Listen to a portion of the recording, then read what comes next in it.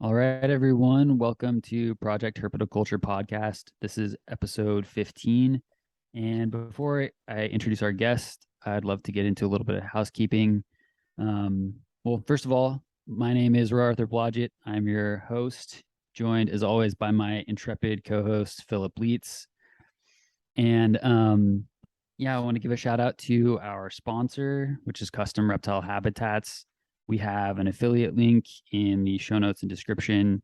And if you have a need for any premium reptile enclosures or supplies, if you make a purchase through that link, we'll get a little kickback.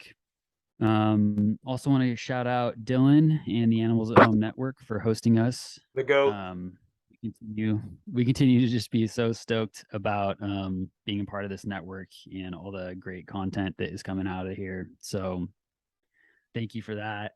And last little plug is our Patreon, which as of this recording, we just launched and is now live.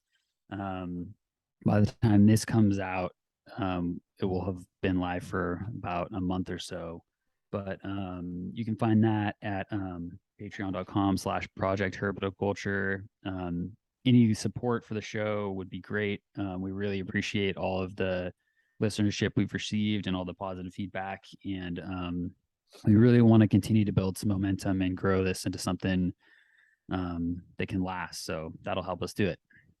With all that being said, I want to take a moment to introduce our guest, Bryan Minne from Belgium. Yeah. Is that correct? Yeah, that's correct. Bryan, thank you so much for joining us. I feel honored. Honestly, you're doing so much amazing work. Thanks, I'm guys. excited to get into it. That's awesome. Yeah, I'm honored to be here, basically. So it's my first international podcast, so I'm pretty excited about it. Yeah, pretty excited to meet you guys and talk a little bit about our shared passion, I guess. Hell yeah. Yeah, absolutely. Yes. Well, to begin, we'd love to hear a little bit about just kind of your introduction to herpetology, herpetoculture. Yeah. How did it come about for you? Oh wow, man! That brings me back. I think that the moment that I heard my parents talk about it, really, but they were like, yeah, when you were 4 years old, we kind of noticed that you were into the weirder animals, like the snakes and the lizards and stuff, which is a bit weird because here in Belgium we basically have almost nothing when it comes to reptiles and amphibians. We have a few species, but not that many. It's not like when I was a kid, I was exposed to them in any way. So I was super excited about reptiles from the very beginning, basically. And I got into keeping reptiles when I was about 7 to 8 years old. And I started keeping lizards, basically, mostly. I was keeping anoles, like Anolis carolinensis, Anolis sagre. My parents also got into keeping tortoises, so we had some Herman's tortoises out back. Some of the sliders, red-eared sliders in the pond in the back of the yard. And every single time we went on vacation, I was catching lizards and snakes wherever I went. And I think the very first lizard that I got was a bearded dragon. That was the very first one. And she turned 16 and then she died. But that was like my first ever lizard that I actually got from my parents. And yeah, that's where it started, as a kid, basically. And it never, I never outgrew the phase of running around trying to catch lizards and snakes and keeping them at home. So that's basically what I do now still. So yeah. That's really interesting. I feel like it's a rare person that I meet anyway whose parents were interested in reptiles and exotics before them. I mean, like that's less common, maybe less common here in the States. I'm not sure, but it seems like a bit more of a rarity overall. That's quite a joy. That's really cool. Yeah. Well, they weren't really, hardcore into it. They were just keeping a few, tortoises and turtles, basically, when I was young. But I think that I was the instigator as well, getting those things. So they didn't really keep anything before I was born. Let's just say it like that. But yeah, they were very, like everything that I do, everything that I have achieved. Many of the things, basically all of the things, were because of my parents' support. They allowed me to do wherever I wanted, and keeping a lot of animals at home, which is, I don't take that for granted, of course, and also supporting me in my business and in my study choices and everything. So yeah, but they were a really big support in the beginning. They still are. Yeah, they still That's are. awesome. Yeah. Really cool. Yeah, that's a gift. Yeah, it is. So Yeah. you wear many different hats, as we say, in herpetology and herpetoculture, and I'm familiar with the herpetological education and research project, Yeah. and then also the Bushmaster conservation project. I know you're doing some other things as well, so I'm curious if you could give us a brief introduction to kind of the irons you currently have in the fire. Yeah, sure. And maybe we can kind of get into them from there. Okay, cool. So yeah, it all started basically when I was studying for a veterinary technician. And I started off studying in veterinary school, but that's when I met Laura, so my other half, my better half, basically. And she and I, we were interested in all kinds of stuff back then, but not really into studying. So we dropped out of veterinary school, after a year and a half, and we started doing veterinarian technician at that time. And during our course, we got the opportunity to start a business as part of one of the courses that we had. I think it was like a business or something, or economics or whatever. And they told us like, hey, you guys, if you want, you can start an organization, start a business, keep it running for a year, and we will, as a as the college, basically support you guys in this, and teach you the how to operate a business, basically. And you do this as a course. And when they were explaining this, Laura just looked at me and she was like, it would be really cool. Let's do something with our animals. Like we have at that stage, we had a lot of different reptiles and amphibians, and we wanted to mean something in the herpetological and herpetocultural scene. So we were like, maybe we could start off with workshops for children, basically with our reptiles going to schools and teaching kids about biology and conservation and herpetology a little bit, and then start off with that. And so that's what we did. So we started off with two other guys that were also into reptiles back then in our college, and we started off with the Repti School, which still exists up until today. And so we started off with doing workshops for children, at schools, at playgrounds, at homes, and we went over there. We talked about reptiles, conservation, all this stuff. And it got super popular. So in this first year, we really boomed. There was basically, I think in the first year, around 40 or 50 schools that booked us from the first get-go. So it was really big, especially because Flanders, the place where I live, it's a pretty small place. It's not a big place in the world. So that's how we started off.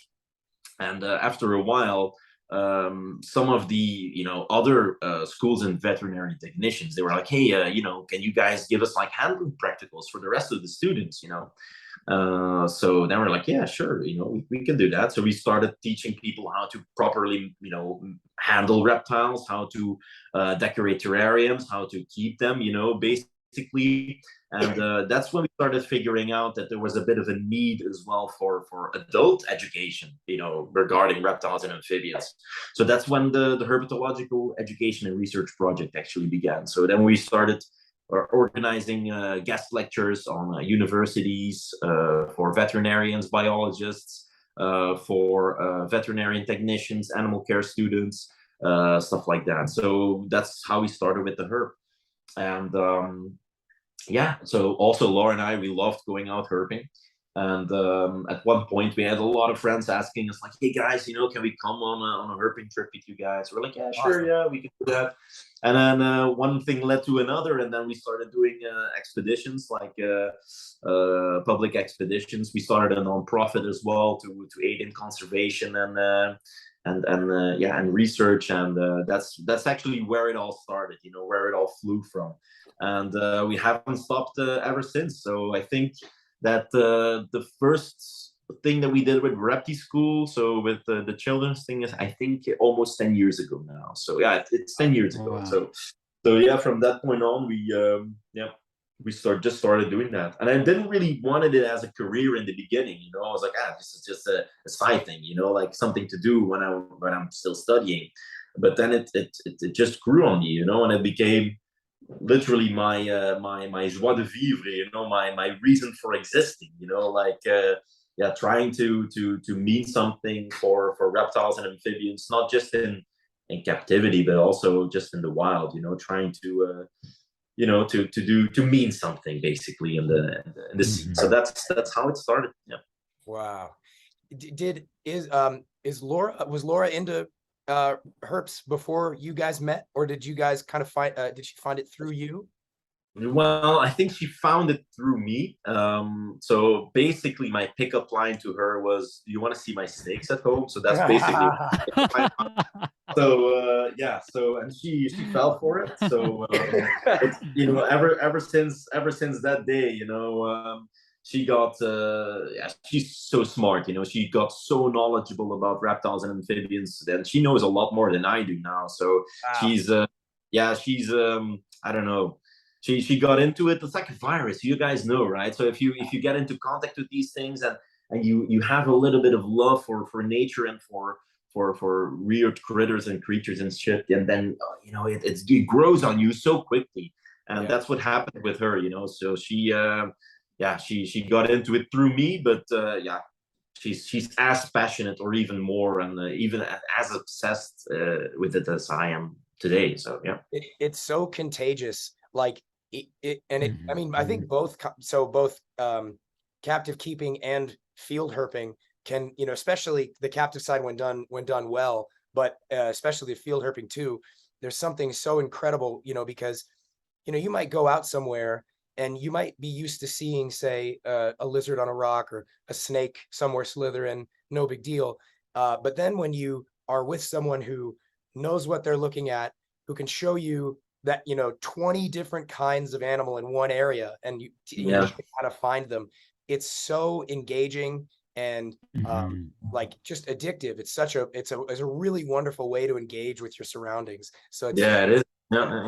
That's very true. Like every single time that we go out on an expedition, for example, and there's people there that we met on some guest lecture or course or whatever, and they actually have never been out field herping before, and we take them out for the first time. Many people just get hooked from the first time. You know, they're like, "Fuck, I want to do this every single time that I go out." You know, I want to devote all of my vacation time into just trying to find animals in the wild. So it's, even though they didn't really have any prior experiences or prior, well, I wouldn't say like interest, because they do have a little bit of interest, especially like in nature in general, but like in reptiles in specific, you know, some people, they just join us for the first time, and they, you know, they get hooked from the first time they find a snake themselves in the wild, and it's a magical thing, you know. It's an awesome thing to do, and it really connects you to nature, you know, to what we are. So it's a cool thing. But it's true, it's super addictive and super, it's like a virus, you know. It's like like COVID, you know. It's you know, once you catch it, you know, it's or maybe like malaria, you know, once you catch it, it's with you for life, basically. So it's a contagion. Yeah. all this talk of illness makes me want to just give a little what do you call it, like a FYI, a disclosure to the listeners, that if I sound a little sick or if I occasionally cough, it's because I am currently recovering from an illness. So my bad for those of you who are upset by that. That was my experience, Bryan. Like, I actually have been keeping reptiles for a long time before I ever went field herping. And a really good friend of mine named Nick Dokai, who is also an upcoming guest on the show, took me out to Southern California and Arizona, and we went herping and found everything there is to find out. Well, not everything, but, you know, a lot that there is to find out there. And that completely changed my perspective on what I was doing as a herpetoculturist. But it also, same thing. It's like, I realized then that instead of focusing all my vacation time around Brazilian jiu-jitsu and where I can train, I now focus it around where I can go find snakes, lizards, and frogs and everything else. it's so addicting. It's a wonderful thing. Yeah, it's like what you said. It's something that I also really felt for myself. The moment that I went herping, like really herping for the first time, was in Nicaragua, and I was there with Laura for 3.5 months. It was basically like an internship that we were doing there. Wow. Yeah, it was insane. It was really tough. But it was an life-changing experience for me. And like what you say, man, it's completely true. The moment that you get back, you look at your animals differently. You're looking at them differently. You're like, oof, maybe I can do better. Like this isn't really what I was seeing in the wild, or I'm not really, enriching my animals the way I should. And that really, gave me as a keeper as well, like a massive boost to keep my animals more enriched and more naturalistic enclosures and stuff. And that's what I always tell people as well. If they're like, yeah, I'm kind of interested in, like going out on expedition with you guys, or, going out herping or seeing some stuff in the wild. And if I'm always honest. I'm like, hey, if you keep reptiles and amphibians in captivity, you should do it. You should go out and check out their habitat and learn from that, because that's basically what you're aiming to do. You need to try and recreate what you have, like what you see into what you have at home. So it's true. It's a life-changing thing. Yeah. And there's so much that we learn about on the captive side of things that kind of takes on like a fuller, a bigger, more well-rounded meaning when we go observe it in the field, right? So even something as simple as basking, you go out and you watch like a boulder pile, and you see a collared lizard sitting on the top of that boulder pile, and you watch the sun move across the boulder pile, and you see how all that one giant rock pile, every hiding place and surface changes temperature and humidity, and changes purpose for the animal as the day goes by. And you don't notice that. You're never going to know, or at least you might know, objectively, but when you go see it out in person, and it's actually happening in front of you, and you see the animals utilizing those things differently, it gives you a much more internalized sense of how meaningful that is for the animal. And it really is an inspiring way to change the way you do things in captivity. Yeah, it's true. Mm-hmm. Agreed. Yeah, absolutely. Yeah. Are there any like specific ways, Bryan, that your experience of observing herps in the wild have kind of fed back into your keeping? I mean, obviously I know you're talking about natural application, but I'm curious if you have any like specific examples that you could offer. Oh, well, I don't know what we were, well, lots of things. Oh, so many things. Just basically, when I was younger and just keeping reptiles, as a hobby, basically, and just keeping them for my own pleasure, at one point, I thought that whatever everyone else was doing was the thing that I should be doing, and I wasn't really, I was copying some stuff that I found online, and I was copying from some stuff that other people were doing, and also maybe copying mistakes of the people that, of what people were doing. And then, going out into the wild and observing these animals in the wild made me change a lot. Also in the way that I look onto the herpetocultural hobby, like basically, it's kind of an egoistic hobby. You're keeping animals in cages for your own amusement, basically. So, and yeah, the least you can do is make sure that these animals live enriched lives, in large enclosures. So that's what I basically got from seeing the animals in the wild, trying to replicate their habitat in general, like adding plants and adding like ornaments in the tank, like wood pieces and cork bark and rocks and everything, just as what I saw in the wild, or even trying to do the best that I could to replicate it.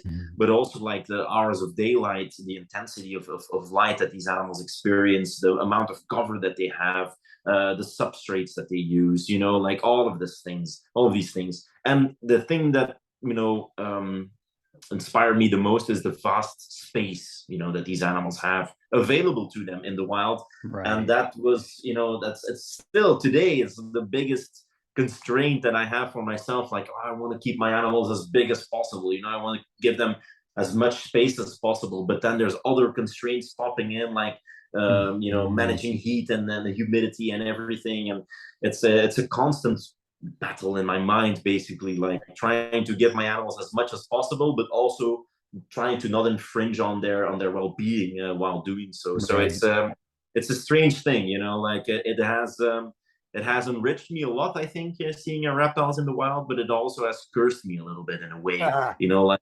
fuck, I can't ever do these animals justice, you know, like this is the constant feeling that I have when I'm looking on my own hobby. But yeah, that's basically that's it, you know, like this idea of always trying to do better, but always feeling that it's not good enough, you know. So I think that's it. Yeah. I totally relate to that with my own keeping. Yeah. I like that description, that it's a sort of like a blessing and a curse in a way, because it's something that it is something that kind of plagues you a little bit. You're like, God, you know, if I just spent a few $1,000 more, I could, you know, give them, you know, 10 times the stuff. And you're like, well, but I also got to make sure I eat. And you know, yeah, for sure.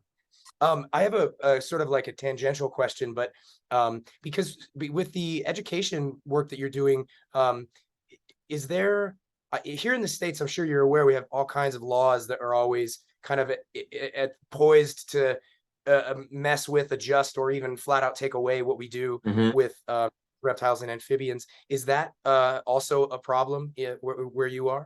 Well, I think it's a general problem everywhere, you know. Okay. So it's something that that is just it's popping up all over the globe, and there's reasons for it popping up, you know. Like reptiles have become increasingly more popular here in Europe as well, and we have seen in the past few decades that the animal neglect on the herpetocultural side is quite extensive, you know. So a lot of people are getting into keeping these animals, and they don't really know what the hell they're doing, and they're just buying these animals, keeping them as cheap pets, basically, and very tiny, you know, very crappy enclosures.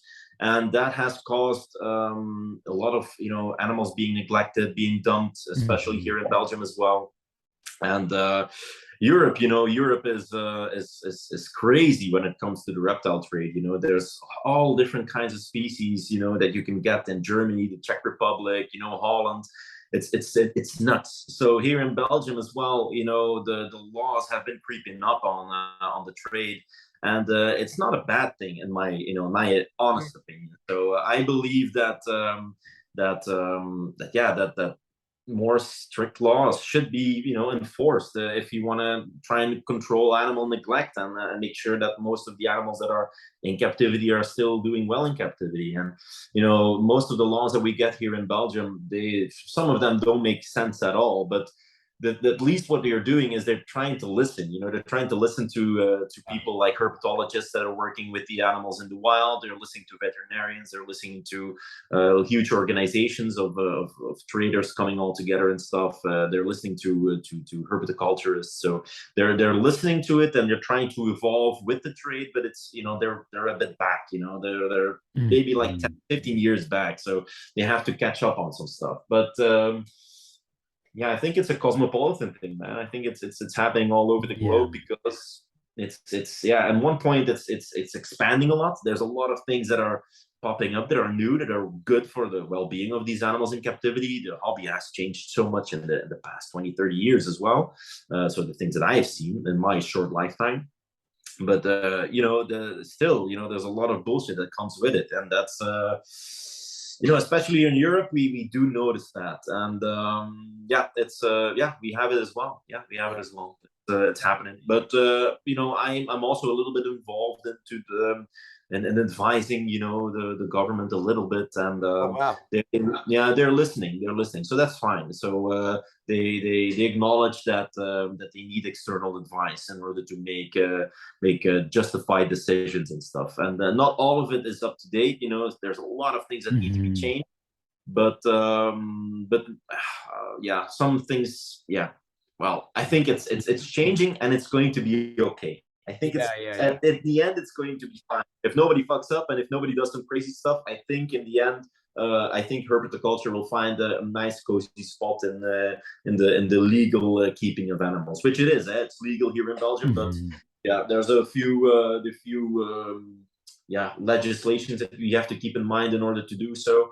But yeah, it's happening. It's happening. But I've kind of grown to see this kind of thing as less of a threat and more of a, I mean, obviously I got to keep an open mind that the reality that, you know, the threat is real. It doesn't mean it's non-existent, but you know, any sort of burgeoning industry that is becoming a bigger part of mainstream culture is going to have to go through growing pains and going to have to go through an institutionalization process. That's it. Yeah, it has to happen that way. And our industry cannot remain a Wild West for, you know, and it may not be a Wild West anymore anyway, but it's going to have to go through some kind of systemization, institutionalization in order to, I think Bryan froze. Oh yeah. Okay. I got you guys back. Oh, it's back. Okay. No, it's okay. It's okay. It was just a split second, but yeah, it's going to have to go through some kind of, you know, institutionalization, as I was saying, to really like solidify its place, ensure that animals and customers aren't being taken advantage of or exploited or harmed, and to protect those who are trying to do this as their living. It's the only way. I mean, you look at any other industry out there, and it went through the same process. I don't care if it's baking or food service. I don't care if it's, you know, metal manufacturing. Every one of them has governing bodies and safety protocols put in place. And I'm sure that when it was happening first, in the very first early days when it was happening, those bakers who were like, you want us to do what with our flour? You know, who are you to tell me how to bake my fucking don't tread on me, man. Exactly. Why do I have to wash my hands? That's right. We've talked a little bit about this on the show previously, because, you know, as much as we want, you know, I feel like any self-respecting herpetoculturist could easily cite examples of people who are doing it very well and who are like, this is a shining example of what we do.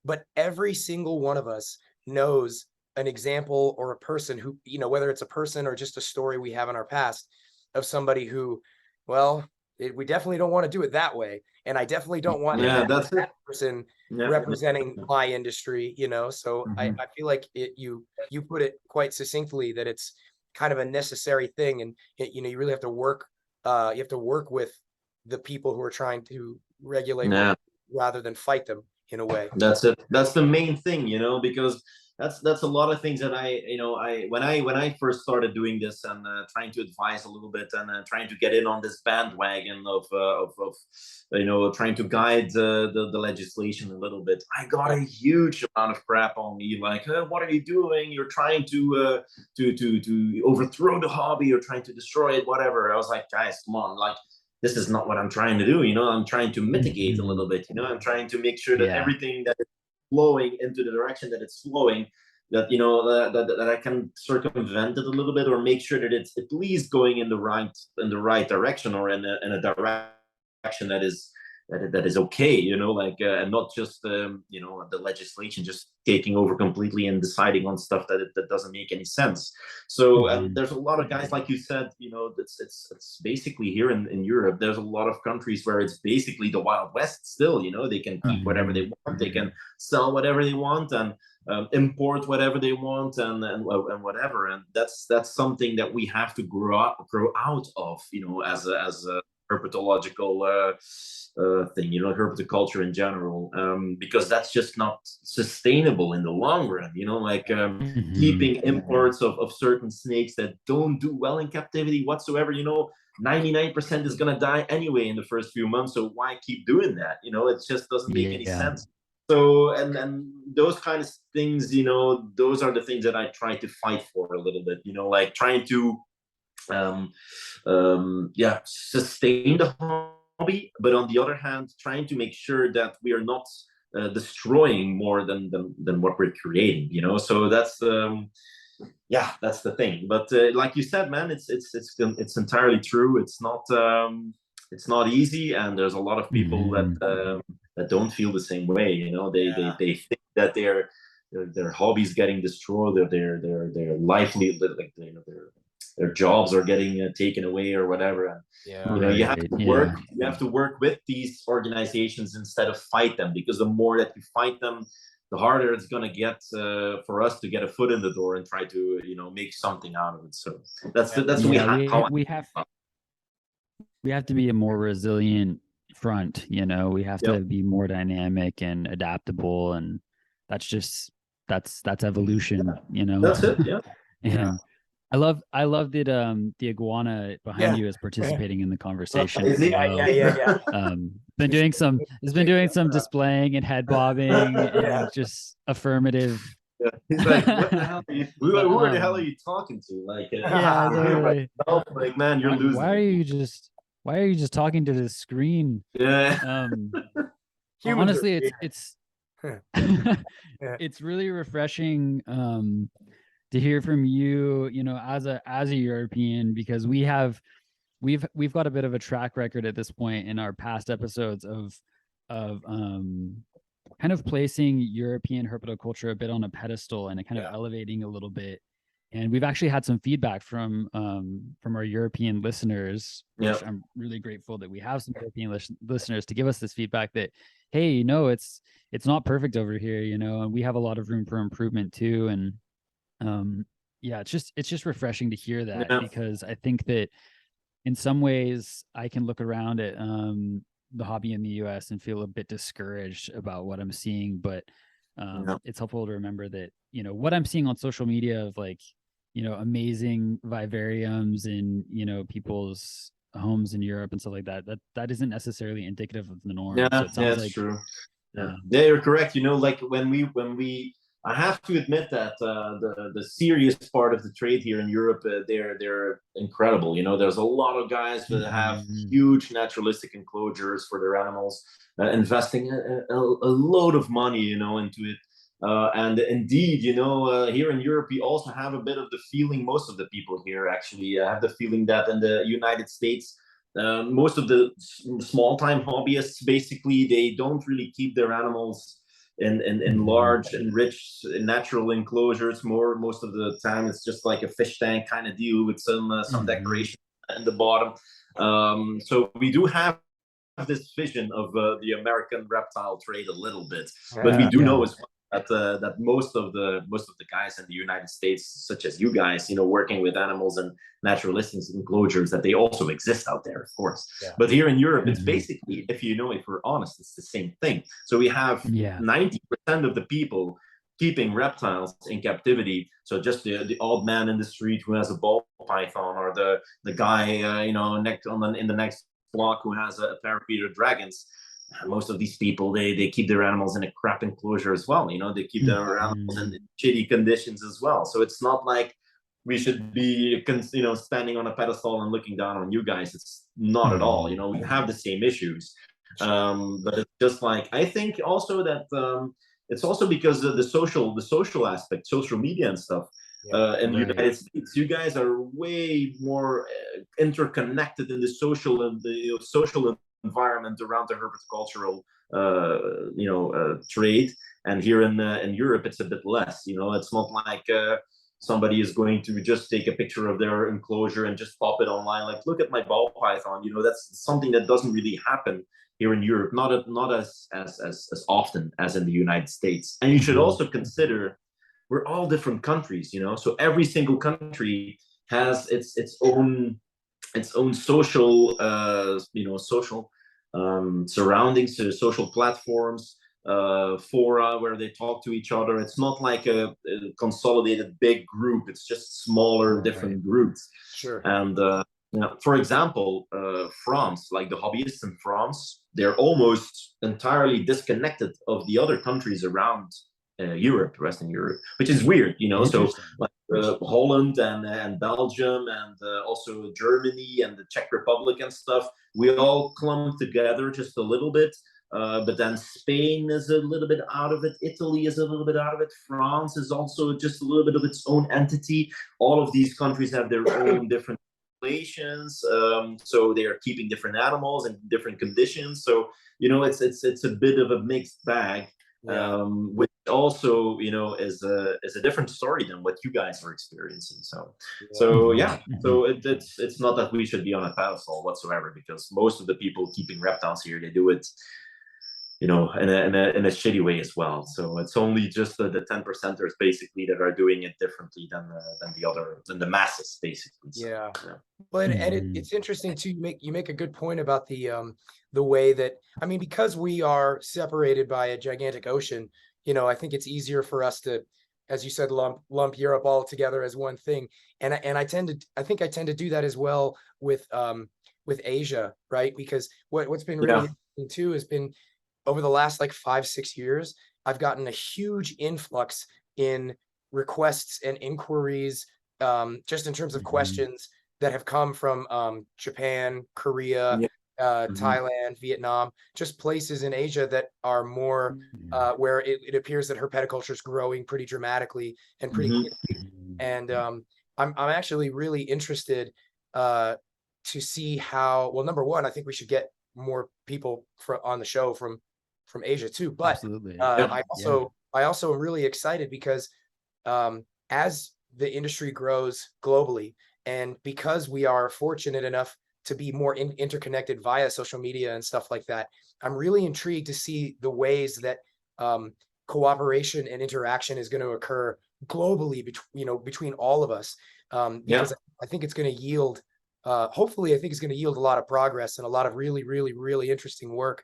But it's almost a bummer that we have to wait. I almost want to flash forward about 50 years. Yeah, that's the problem. I was just about to say, it's crazy how fast that the hobby is growing. But on the other hand, I think that the real change that we're going to see, it's going to take another 10, 15, 20 years maybe to see any global things arising around herpetoculture. So, but it's indeed what you say. It's true. Yeah. I've also, interestingly enough, I've had quite a few requests this year from Mexico and South America, parts of South America. Oh, interesting. Really cool. It's, and we also had a show with Maria Elena Roy. In Ecuador. Yeah, in Ecuador, right. That's doing a lot of cool stuff down there. And she was talking about having to innovate and almost make some of her own supplies and products in a way, because they just don't have access to some of the infrastructure and product development that we have here and elsewhere. It's incredible. It's a wild thing to watch. Yeah, it's true. Yeah, that's correct. I know guys in Costa Rica as well that are keeping some reptiles, and they like UV lamps and stuff like that. They just don't get them out. It's like, next time you come, can you bring me some UV bulbs? Like, sure. It's like, can't you just order them? No, we don't. It's like, it's strange. Yeah, it's true. Yeah, indeed. So on the subject of Costa Rica, could you tell us a little bit about the Bushmaster project that you have? Yeah, sure. So Bushmasters, they're one of my favorite snakes, especially, finding him in the wild is just incredible. And I got to know some people down in Costa Rica when I first went there, and what was it again? I think 2013 or something. And like the guys from the Instituto Clodomiro Picado, so the guys making the anti-venom for Central and South America. And some of these guys out there, they're super passionate about lachesis, and we went out with them several times looking for them in the wild, and it never happened for me. But then I was in Venezuela on a research trip, basically for my studies, for school, and we found the lachesis muta there in Venezuela, really out, far away from where we were supposed to be finding them. Cool. And it was such a huge impact on me that I was like, I really want to do something with these animals, right? So And we knew an area in Costa Rica that was very, very dense with, dense. It's not that you can call Bushmasters Right. dense anywhere, but it was denser than in most other parts of the globe. And we got to talk with some of the guys out there, and at one point we were like, let's try to do something about this. There's really like no ecological studies about Bushmasters in the wild. Like spatial ecology is almost unknown. Like home range sizes, how these animals move around in their habitats, why they use certain, basking spots or certain hunting grounds, like we don't know. So let's start doing it. Let's start doing something about it. Also population sizes and stuff, like nobody knows. So so then the idea started coming, like, oh, maybe we can try and organize like a study project where we can collaborate with other scientists about Bushmasters and just the general large fiber ecology. And when we were there for a meeting, I was Laura. She was out herping down a certain slope with some of the guys that were joining us, and I was just chilling in a hammock. I was done with. I was just chilling, and at one point, the son of the guy managing that biological station, he was like, "Hey, Bryan, matabwe," which means Bushmaster. Yeah. Cool. Bull killer. Yeah. So he was like, there's a Bushmaster down on the trail. My dad found it when he was coming up with the groceries. And you have to, our project down in Kekulé, it's about 2.53 kilometers from the main road. So you have to hike up 3 kilometers through dense primary rainforest. So this guy, he does that several times a day, going, getting groceries, water, hiking back up. And he found a huge female in the middle of the trail. Wow. Just, I plopped on my boots. I started running down that trail. And I just found Laura on the trail, looking at Pimantoras and the trees. I was like, there's a Bushmaster, there's a Bushmaster. She was like, what? So we all started running down. And that there she was, the first specimen of our study was a huge female, which we call Eva. Yeah, she was amazing. And then we were like, okay, let's just start doing this. Let's just start doing this stuff. Let's try and do something with her. And we got the permits already. We got some radio trackers, and then we started doing VHF radio telemetry on her, following her for 2 years. And in those 2 years, we found some additional specimens. Wow. And we had a local team there. We were going out tracking these animals every 2 to 3 days, collecting data on their spatial data on the coordinates where they were. The slope of the surface where they were, the cover, tree cover, vegetation cover, the plants. I identified all the plants in a 3-meter radius from the animal, which is the same task, but they were doing it every single time, taking temperature and humidity measurements.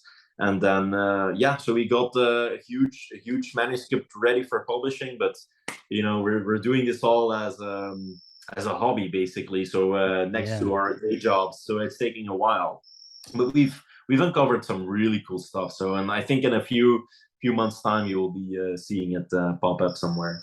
But cool stuff. So at this point we are not doing really any VHF radio telemetry at this stage. So all of the animals, the batteries on these things, they only last 2 years, so we have to take them out. And there was even a few animals that just battery died, and we're still trying to find them again to take out the transmitters. But yeah, so at this point we're not tracking any, but we're trying to shift a little bit the scope of what we're doing. We're going to try and do some mark and recapture studies now on a longer basis, so we can have an idea about the population size locally there of the Bushmasters that live there. But that's basically what we're doing right now. So yeah, that's cool stuff. That is amazing. Holy shit. I wonder, could you like, when I think of Bushmasters, I just, obviously we're talking about the largest viper species in the world. Yeah.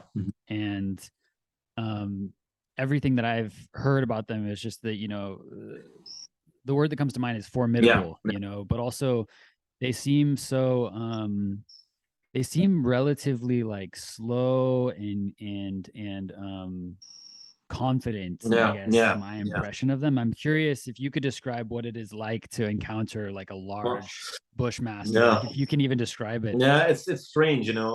Let me just say this: like the first Bushmaster I saw was on a field trip down in Venezuela, and that you know, just to give you guys a little bit of a scope of what it was like. So we were sleeping in tents for like 3 weeks, and we were doing it was basically a 120-kilometer hike.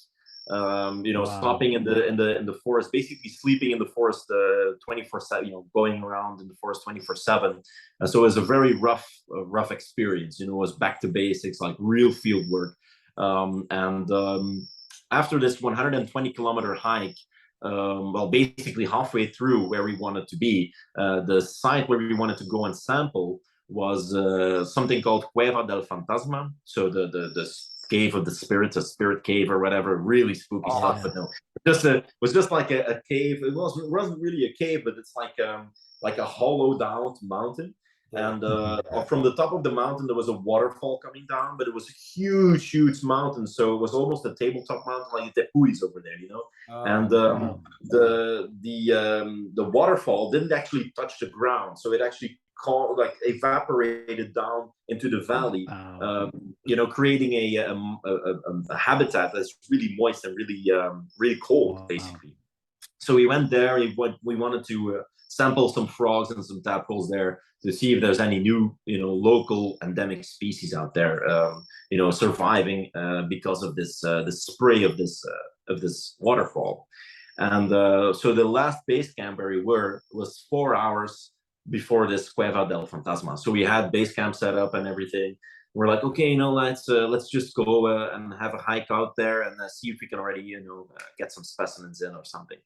So we're walking all the way over there. So 4 hour hike. We get there, and it was just an epic place. You know, like a very very emotional moment because we were hiking all this time. You know, like almost a week and a half to get there, and then getting there was just epic.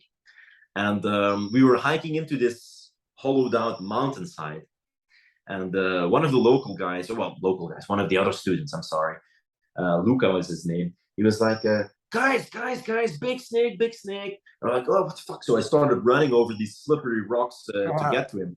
And he was like, I was like, you know, while I was running, like, what is it? What is it? And he was like, I think it's like a crotalus or something, like a rattlesnake. I was like, man, like a rattlesnake here? Like there's, you know, there's seems there, but it's like, okay, you know, it's not gonna be there. So I was like, fuck. So when I was running, it started hitting me like, oh man, this can be a Bushmaster. So when I got there, I was like, where is it? Where is it? And he was like, right there, like in front of your feet. So I looked down, like at the 1.5 meters away from me, there was this huge, like coiled Bushmaster staring me right in the face. The only thing that I could do at that point was I dropped on my knees and I started crying like a baby. Like I was, it was just like the visual of this animal and then the whole emotional experience. It was otherworldly, you know, seeing this majestic. He was not doing anything. He was just watching me, like, man, what? But he was attentive, you know. It was a head raised, just watching me. But like you said, you know, they're so enigmatic. They're so calm. They're so calculated, you know. They don't trust you, but they're like, you know, like I can do whatever I want, you know, like I'm big enough, you know. I'm just gonna sit here. I'm not gonna flee, you know, like you know, the person that should be fleeing is you know. So you're just staying there and just watching you. And yeah, you know, it's just it's an otherworldly experience. It's insane. And yeah, that's it, man. It's crazy. It's cool. So it's very epic. It's an epic snake to find. It's a humbling experience, really. So you're finding something that is basically yeah, the king of the jungle, you know, like you're walking into its kingdom, you know, and you're, you know, yeah, blessed if you see something like that in its natural habitat. So yeah, it's a crazy experience, you know. The combination, so amazing, sometimes of the experience, the effort, like what it took to get where you are, when you see the animal that you're seeking, or even something you didn't expect to see, that can be like magical, just absolutely magical. almost spiritual, almost. Yes. So it's crazy. Yeah, it's great. Especially with something like that is seems so naturally aware of its own power. Like, you guys mentioned its ease, its poise, its enigmatic nature. It's like it really, that animal knows exactly what it's doing, exactly what it's capable of, and completely comfortable in any situation you put it in its natural space. You do what you're gonna do. I'm good no matter what. That's an incredible thing to talk about. I love hearing stories like that. Yeah, I feel like that kind of experience is something that I wish every person had. You know, every person could experience. Something specifically about encountering like an apex predator or a large, formidable predator like that. It's I think of encounters that I've had with puma or bear, and just like it's you're just immediately keenly aware that you are not the boss here. That's it. Yeah. You're basically but it's a good you're basically a pink, naked, vulnerable monkey, that has evolved to sit in a couch all day, basically, and you're staring at an animal who is like, it can fucking kill you in a minute, and it's so I understand what you're getting at. It's crazy. Yeah, it's true. Yeah, it's something so humbling about it, and so enriching too. It's not like it's a humbling bad feeling, it's like it's experiencing awe, that's it. And appreciation and reverence, and I think thank you so much for sharing that story. It's just no problem. It was a bit of a long story, but it's like I wanted to tell you guys, like, my emotional state. I was literally dying. I was like, so important. Hiking for this long, sleeping in a tent, broken back, like almost getting killed by mosquitoes every single night, and then like in the beginning we were talking about it. I was talking about it with the professor as well, and he was like, hey, what are your target species for the trip? I was like, well, I'm not expecting too much, but I would love to see like Corallus hortulanus or Corallus caninus or something. And he was like, yeah, sure. You don't want to see a Bushmaster? I was like, yeah, sure, I want to see a Bushmaster, but I know it's going to be a long shot, it's Venezuela, it's going to be tough. And he was like, yeah, it's true. And all my time in Venezuela, I got to see a couple of them, but not too many. But you never know. And then, bam, it's crazy. Yeah, that's cool. That's the best. It's fun too. I feel like even if it's not like a reptile or something that we would otherwise think of as generally very powerful.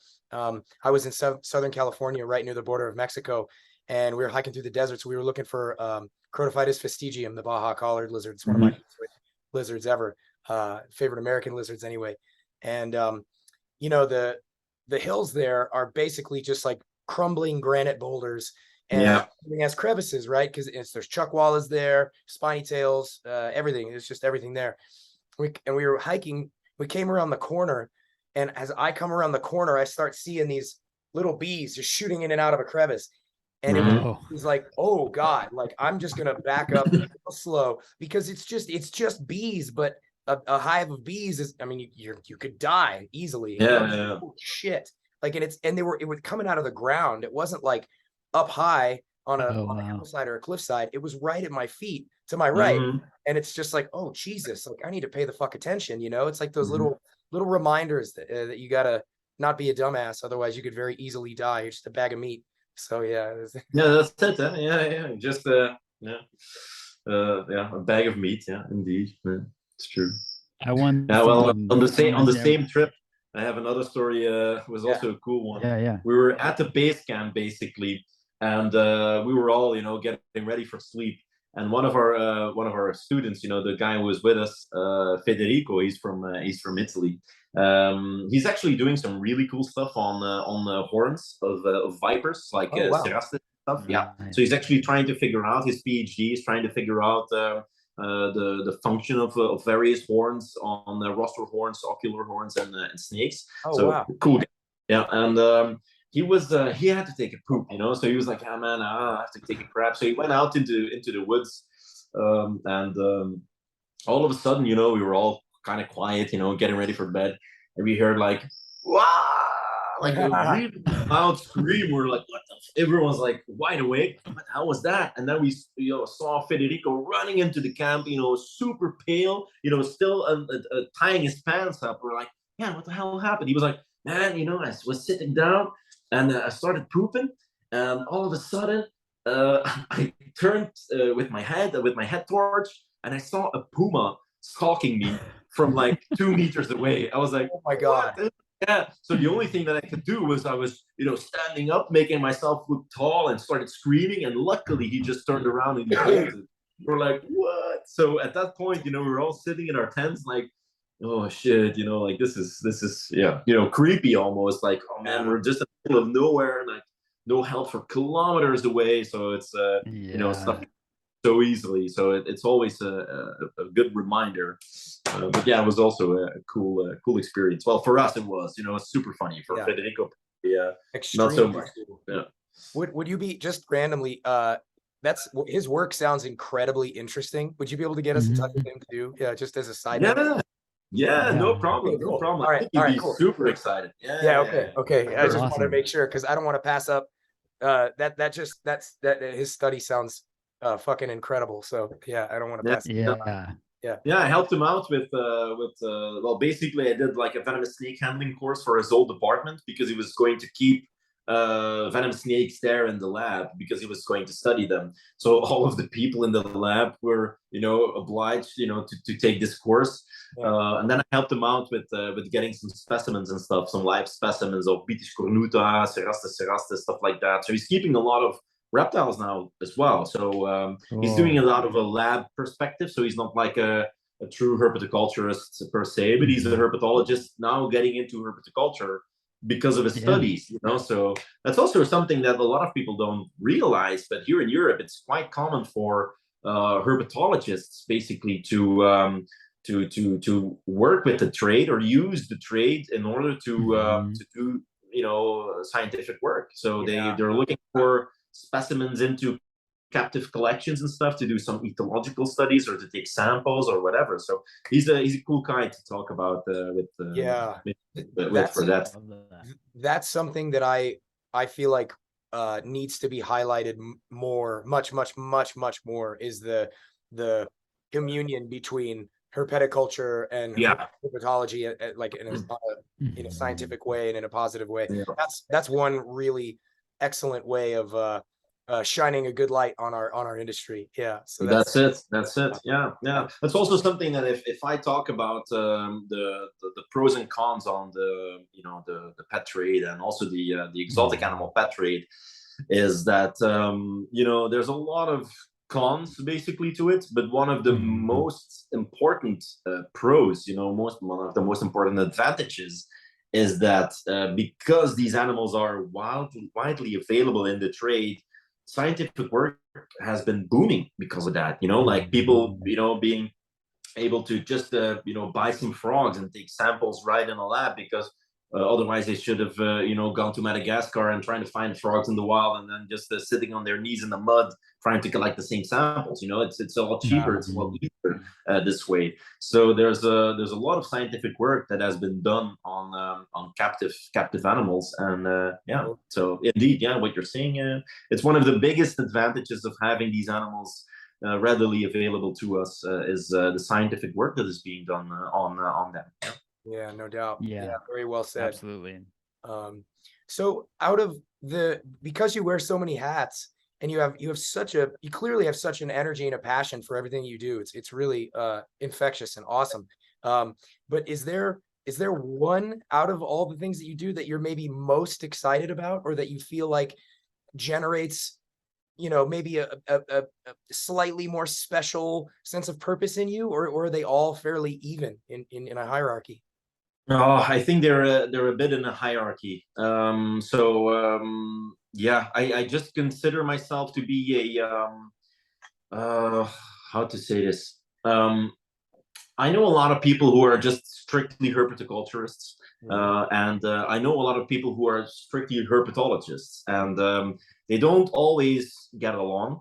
That's the thing. So a lot of herpetologists are like, yeah, exotic animal pet trade, it's all bullshit. We should just ban it and whatever. Not all herpetologists say this, of course. There's a huge majority basically that doesn't say this, but still, I try to consider myself to be just as a hybrid between those two things. I try to be a good herpetoculturist and also a herpetologist that acknowledges that the herpetocultural community can have a significant impact on the well-being of the animals in the captivity, but also in the wild. So it's that's the thing. So something that the hat that I wear most often, I don't know, man. I actually don't know. I think everything is a bit in a mutualistic relationship, I guess. So I think so. They all seem pretty intermingled in a way, like you almost like they all inform each other in such a way that it would be almost difficult to extract one from without the other in some way. Yeah, that's the thing, and I do a lot of different stuff, but it's also the only way that I am able to survive, basically. So I do a lot of different work, like the expeditions, the workshops, the guest lectures and stuff. And I can't really choose what I like most. I like everything equally, and also because it's my job, I need everything equally. So I can't just do this or that. It's the collection of things that I'm most proud of as well. So that's basically my thing. But yeah, I try to I don't consider myself to be a true herpetologist in the way that I studied herpetology. I have a herpetological degree. I try to do some research here and there, but it's not that it's my main occupation. So I'm not studying reptiles 24/7. So I'm trying to do it as a side thing most of the time. But yeah, it's hard to put a word to it. But I think I'm a bit of a hybrid between all of the things that surrounds reptiles and amphibians, basically. Because you are participating in so many aspects of the herpetological and herpetocultural spheres, and I know we've talked a little bit about how one might inform the other, or how field herping might inform what you do, but I also want to ask, is there anything that you can think of maybe over the last, say, 5-ish years or so that has significantly changed in the way that you think about what you're doing, or like anything that maybe you thought one thing, say 10 years ago, but then as a now you think about it very, very differently? Is there anything that you can think of that might I know it's a little bit on the spot, but yeah, it's a good question. Oh man. Maybe I can elaborate a little bit, because part of the reason I ask is because you're doing so much, and because you're involved in so many things that bring you into those places where you're going to learn about what you're doing. It would, from my perspective, it seems like that would, and because you expressed that desire to always improve what you're doing for the sake of your animals, it just would seem to me so natural that every few years you'd be like, I kind of don't do it that way anymore, or feel different. But it's almost a constant thing for me, basically. It's almost constant. For example, it's basically it's a cliche thing, but using UV light on most snakes, back in the day when I was literally like 20, 23, 24, I didn't have any UV light on my snakes. But then I was, when I was out into the wild, and then seeing these animals in the wild, I was like, man, these guys cost just as much as a lizard does, it doesn't make any sense not giving them any proper UV. So even though that here in Belgium as well, legislation wise, there's nothing really holding you back on, basically it's nothing telling you to put UV on in an enclosure for snakes. And a lot of the old guys, they are also like, oh yeah, UV, it's not necessary for snakes because they get a lot of their calcium from their food and whatever. And it's like, that's something that changed for me quite dramatically, and it's ever changing. Also, for example, diet wise, if I go out into the field and I see, for example, some monitor lizards or some tortoises feeding on some stuff that I'm like, oh, what the hell, I wasn't expecting that they were doing this. So I try to, interact with my animals at home in a different way than trying to provide a little bit more of an enriched diet. So it's hard for me to pinpoint one thing, because literally it's almost an ever-changing thing for me. Also talking to other guys, talking to other keepers, it's almost on a weekly basis that I'm like, oh wow, these guys are doing it this way, or new products are rising, like, oh, this is something that I should try, or it's an ever-changing thing. It's a difficult question to answer something specific. Maybe lighting is something that is constantly evolving, constantly changing as well. And it's crazy what we do with lighting now in comparison to what we did 5 to 10 years ago. It's insane. So I think every single person has these kind of things happening to them. It's not just personally because I have these connections and seeing different things differently than some other keepers, that for me it's different. I don't think so.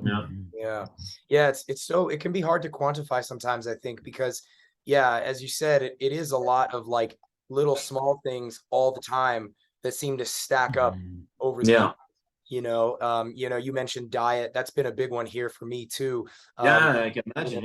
Especially with the Euros. It's just been like, I remember 5 years ago, probably, I was feeding really, really rich diets, lots of heavy, nutrient dense greens. And now I've pulled way, way, way, way back. It's a lot of Timothy hay. It's a lot of grass from the yard. It's a lot of less calorically dense, less nutritionally dense, because that's just the nutritionally dense stuff doesn't resemble what they're eating in the wild. No. And Roy and I talk a lot about obesity in the captive reptile world, and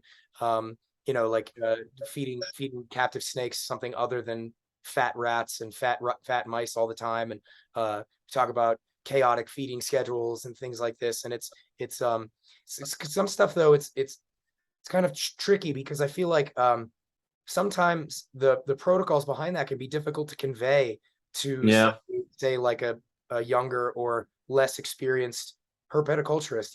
This is the kind of stuff that comes with a certain level of experience and time invested, I guess. And observations as well, right? So observing what animals do in the wild, observing what your animals do as well. Like what you said, it's true. It's something that also changed for me. It's now that that you mentioned it popped up, like feeding regimens, and the routine in feeding animals has completely changed for me. Like before, I had this table of this animal didn't eat on that day, or this animal has eaten last week or the day, and now it's like more of a chaotic system. Like, okay, like this, it's the same thing. Like a python will not eat something every Wednesday. It's gonna eat something on one day, and then 2 weeks later or 3 weeks later, or maybe a month and a half later, it's gonna find something else significant for it to eat. So indeed, but like you said, it's something that comes with experience and also with observations, observing animals in the wild and realizing, like, hey, what I'm doing in captivity might not be as natural as I thought it was going to be, especially when it to totally. So you have these beautiful vivariums behind you. For any of our listeners, check out the YouTube video to see those a little bit. But I'm curious, what are the species that you're working with at home, and do you have a passion or a particular focus for any species or genus, or is it kind of more diverse? Well, I've always been even when I was younger, I have a very wide interest. So I literally, in this room where I'm sitting right now, I'm looking at the side there. I have a tank with Philomedusa bicolorium. Then I'm looking in the back. I have poison dart frog tanks. I have my green iguana there. Over there is my Varanus macraeus, Varanus pilbarensis over there. So I'm surrounded by a lot of different groups of animals. I like keeping amphibians and lizards specifically a lot more than the rest. But I do keep snakes. I do keep a lot of different snakes, just because I like snakes as well, and I also use them for my educational things. So it's basically all different kind of stuff that I'm doing. I recently started keeping uromastics, by the way, uromastics ocellata. Yeah, so I have some eggs in the incubator from those. But Nice. so yeah, so it's a lot of different stuff. But the things that I'm focused on most, related to breeding, must be my Varanus macrae, so the blue tree monitors, and the Lantanotus borneensis, so the earless monitors. So those two are my main concerns when it comes to breeding. So I'm actively trying to breed them. And the other animals, I cycle them, and if they have eggs, then fine. If they don't, then they don't. So it's not that I'm constantly focused on breeding everything I have. Not at all. No. Yeah. Oh, you're muted, Phil. I'm muted? I did. Sorry, I was muted still because I had muted so I could cough. Okay. Yeah. Oh, that's awesome. Those Borneo earless monitors must be quite the incredible and interesting things to work with. Yeah, they're cool. Can you tell us a little more about? I mean, you don't have to like. What's it like? What's the day? What's it like interacting with those things? The personality. Well, personality-wise, I have a few animals that are super easygoing. That you can pick them up, you can do whatever the hell you want with them. They will eat when you're holding them. You can just feed them. But then I have other animals that will mess you up. They are ferocious. Like you pick them up and they start. It's like a Gila monster that did cocaine and steroids. It's going to bite you. It's going to death roll on you. It's going to try and tear off your fingers. It's insane. So but most of the time when you're seeing them in the enclosures, they're just sitting like this, with their head out of the water, just chilling. But the moment that you touch them, most of the time they're just doing nothing, and then other times they just they try to destroy you. It's insane. You guys want to see one? Yeah. I'd love I'm gonna try sure. and get one, because I'm looking at the enclosure right now, because it's always a bitch trying to get them out. But I'm going to see if I can get my hands on one quickly. Just a second. Yeah. All right, sounds good. This is awesome. Oh man, I'm excited. Oh wow, very cool. Yeah, super cool, man. Man, that Gila monster on cocaine really got me. I had to mute my mic. It's quite the description for sure. Yeah, for sure. It's true as well. It's insane, these guys. Oh wow! Look at that. I don't know if you can see it properly, but yeah. Is that a full-grown adult there? Yeah, that's a full-grown adult. So most people that I showed them to, they're like, wow, they're super tiny. So they're a bit more tiny than most people would think, but they're awesome. So this is one of the females. Yeah. Those are beautiful. Holy shit. My God. What is the what is like the texture of them? It almost looks like they have like osteoderms, Yeah, they do. Yeah. So basically my master's thesis was an ecomorphological study towards osteoderms. So I did some CT scans on several anguimorph lizards, including these Ehlers monitors, and they have osteoderms all over their body, very tiny, almost very weird shaped osteoderms. Basically, the scales that you see here on top, like the ridges, that's basically the shape of their osteoderms. That's where the osteoderms are at as well, and they have a lot of osteoderms also in their neck area and on top of their heads. Basically for probably interspecific combat, because the males they also fight. So so yeah, they're cool. Do they have like the sorry, tongue Roy. is just amazing too. No. I'm just watching it, just its tongue flicking. It's so snake-like. Yeah. So I mean, I normally think of monitors as so like voracious and high metabolism, but I don't know. I really don't know anything about Borneo earless monitors at all. Are they like a slower metabolism? Do you have to feed them a little bit less than your average monitor? Ooh, well, not really though. No? Like these guys, I feed them earthworms most of the time. So Canadian crawlers and stuff. That's what I feed them, and I feed them quite a lot. Not too well. They do tend to go off feed for a while sometimes, and they can go off feed, like amazingly. So they have a lot of fat storages as well in their tails. So Yeah. they can be quite how to say this? They can be quite yeah, they do tend to keep track of their well, their metabolism is not the same as, for example, a water monitor or something Yeah. like that. Right. So they don't eat as much as that, but they do eat quite a lot, and their metabolism is a bit faster than you would expect. So they do feed almost daily for Oh, me. wow. So Mhm. yeah, so they do feed almost daily. Yeah, but if for example, sometimes the males they go off feed for a while when it's breeding time. Yeah. So then they go off feed for maybe some weeks or even a few months sometimes. So Wow. it depends, So they're quite interesting in that regard. Yeah, very cool Have you animals. Absolutely have you amazing. gotten eggs and babies from these guys? Yeah, yeah. So I got some eggs in the incubator at this at this very time. So Wow. I've been breeding them for a few years. Yeah. Wow. Do they have a long, what's the Amazing. incubation duration on those guys? That's the same thing. It's around 70 to 80 days. Yeah. So Okay. All right. it's very Oh wow. basic. Very basic eggs. Wow. 28, 29 degrees on 70, 80 days, and then they hatch. Yeah. Yeah. Wow. I'll Sometimes, put her back. yeah, Yeah. sure. Yeah. Yeah. Wow. That's incredible. That's badass.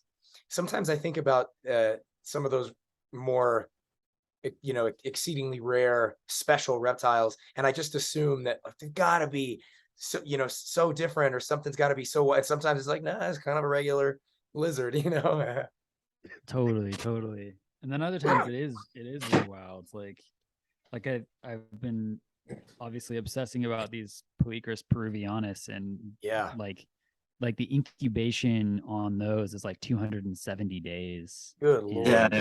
Such a Like long a time. diapause is recommended, and it's like, oh, that's part of the reason why these are so obscure in Yeah. herpetoculture. Well, it's the same thing with like Uromastix thomasi. They're Mhm. they're a little rare and I think unique. And a lot of times Mhm. people think that there got to be something so complex about it. And I'm like, man, they're kind of, I mean, they're awesome. I love Uromastix thomasi. I love them to death. But they're just a regular old lizard. They really don't seem, Yeah. they're not that tricky, and they're not that challenging in most ways. They're just weird. They're just kind of Yeah. Mhm. they're just kind of derpy in some regard. Yeah. That's great. Wow. Oh, got a cough. So with all of this that you're doing, I mean, again, Phil and I are clearly both very impressed by the amount that you're managing, and I'm Yeah. curious. Um, we had a question for you about like how you manage a work-life balance. Yeah. And I imagine that like maybe that doesn't exist for you. It sounds like with all that you're doing, it probably all blends together. But I'm curious to Yeah. hear a bit about that. Yeah, it's basically what you just said. So it's basically that. So it's strange to think about, but yeah, it's almost like I never stop working, and I also have never worked a day in my life. I am in Yeah. between one of those two things. So like literally today I was just walking around looking after the animals and everything, and then yesterday I had a few workshops that I did with schools, and so every single day is something to do with reptiles and amphibians, and yeah, work life. Yeah, basically the reptiles and amphibians, it is my life. It's something that I'm doing every single day, and it's both my pastime and my profession. So it's yeah, it's hard. It's hard to put a number to it, or saying like, yeah, I try to work from 8 o'clock in the morning to five at night, and then whatever. No, but to me it's different. I just wake up and I'm like, okay, if I have something to do, if I have to do a guest lecture or a workshop or handling practical or whatever, or even if I'm preparing for expeditions or something, it's yeah, I have to try and fit in some stuff to do like a normal guy, and I do some gaming or whatever. I love playing video games, but I rarely have time to do so. So it's like yeah, I have to try and fit some stuff in. But then you have your other half, who is basically the beating heart of your whole organization. And then you're trying to get in some quiet game time, for example. You sit back on the couch, playing some video games, and then you look to the side, and you see her slaving away at the laptop, and then you start feeling like a total loser. Like, what the fuck am I doing? I'm just sitting here wasting my time while she's working for the both of us. And then I'm like, oh, God, come on. Why do you have to work right now? She's like, no, you just enjoy your gaming. I'm just answering some emails and stuff. I'm like, oh, crap. So this is also something that I'm constantly, struggling with, like having the feeling that I should be working more while I'm always at work almost. So it's weird to put into words, but it's like you said, it's very difficult to it all blends in together, and trying to find some free time to do some other stuff that is not reptile related. It's a bit difficult, but I'm trying my best.